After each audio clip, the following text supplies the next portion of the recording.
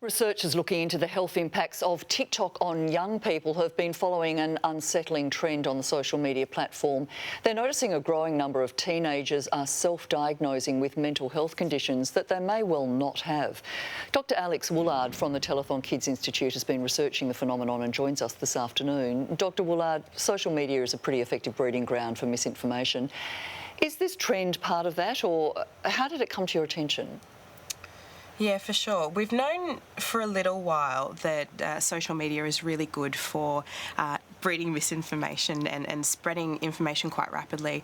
And I think that's the difference between TikTok and say other social media platforms like Instagram or Facebook.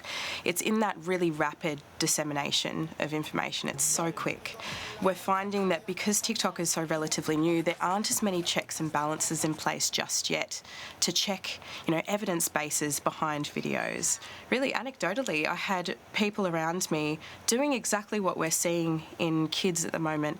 They would come to me and ask, I've watched this TikTok video and this person is saying all of these symptoms are correlated with this diagnosis.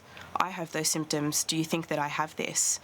And that's when I thought, oh, okay, you're an adult telling me about this. Imagine what kids are experiencing. What do you think's driving it?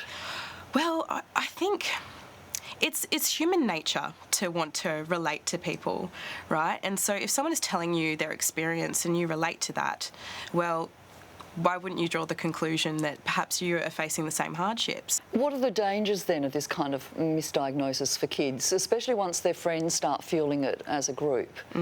Yeah, there is. So there are many negatives. I do really want to quickly, focus a little bit on positives. It can be a safe place for people, particularly vulnerable kids. And some of the research that we've done at Telethon has shown that, particularly with LGBTQA+ kids, this can be an incredibly validating space. And, sometimes they don't have that in what we call real life. But the negatives, of course, are that kids are drawing conclusions where they don't have evidence.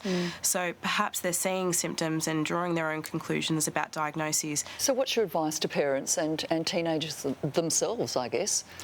Well, I think if you are concerned that you have some sort of mental health issue, definitely seek a professional. And assessment for these types of things are really complex. It's not like a 15-second video. It's, seeking background information, talking to multiple sources, doing behavioural assessments, all those sorts of things. Parents creating a safe space to have these conversations is really important. Dr. Alix Woolard, thank you for your time. Thank you.